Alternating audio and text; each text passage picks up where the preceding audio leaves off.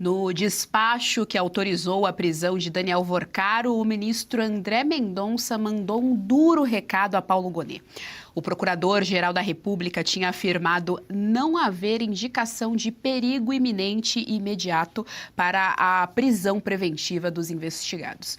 O magistrado contrariou o entendimento do PGR e acatou a recomendação e o relatório da Polícia Federal. Doutora Kátia Magalhães, esse é um debate também excelente para trazer aqui para a nossa audiência da tarde, a audiência do Jornal da Oeste. Deixa eu só pegar aqui algumas informações aqui. Então vamos lá, só para que a nossa audiência entenda, e também quero te ouvir, doutora Kátia, claro, como operadora do direito aqui no nosso país. O procedimento é o seguinte, o que é de praxe? O relator abre vista ao PGR e pede para que o PGR opine, ou seja, o protocolo diz o seguinte, o órgão, o PGR, a Procuradoria-Geral, tem que opinar a respeito daquele caso que está sendo tratado, nesse caso, Daniel Vorcaro, Banco Master e esse núcleo aí, a turma, né, dividida em 4 núcleos.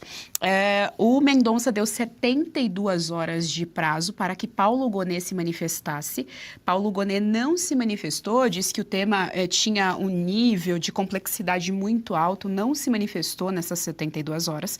E quando finalmente veio esse parecer, ele não encontrou, aliás, justamente nessa ausência de manifestação, ele não encontrou, então, nada que fosse ali relevante a ponto de decretar a prisão de Daniel Vorcaro, do Fabiano Zettel e tal.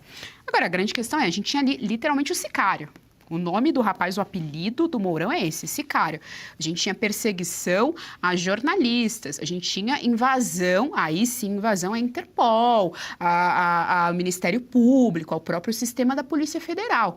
Então, o Paulo Gonet, doutora Kátia, tudo isso para perguntar o seguinte, na sua concepção enquanto operadora do direito, prevaricou ou não?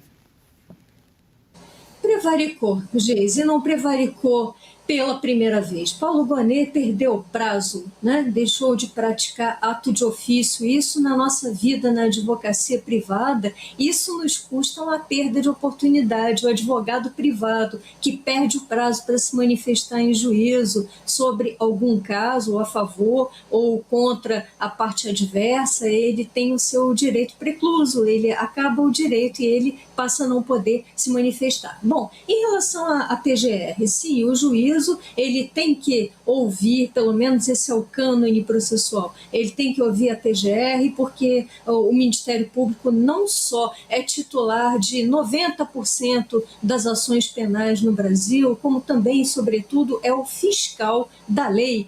Cabe ao Ministério Público verificar se o decreto de prisão afronta garantias constitucionais, se o decreto de prisão ele é cabível, se há algum tipo... É ali a representação da sociedade na própria figura do Ministério Público. Então, perdeu o prazo, deixou de praticar ato de ofício e, quando praticou, o praticou em visível desvio, porque tem aquela velha história, né? Em juízo, no direito não é matemática, no direito você pode concordar, você pode discordar, você tem argumentos válidos em vários sentidos. Só que nesse caso havia um risco tão escancarado na liberdade de Vorcaro e outros, havia um perigo tão caracterizado, um perigo à ordem pública, um perigo às provas, um perigo à vida de pessoas que foram nomeadas nos relatórios da Polícia Federal e na própria decisão de André Mendonça, mas apesar de todo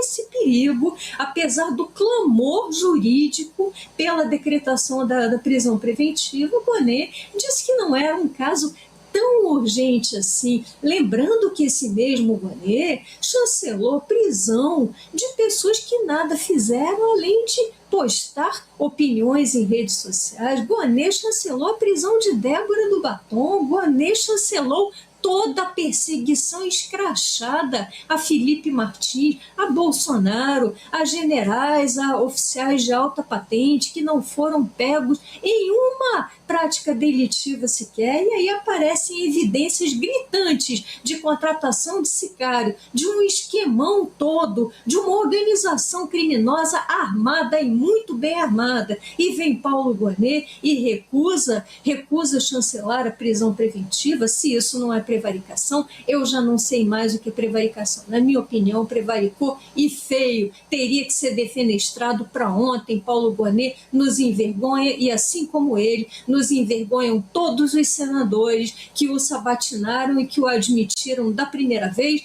e que o reconduziram no final do ano passado. Vergonha para o país.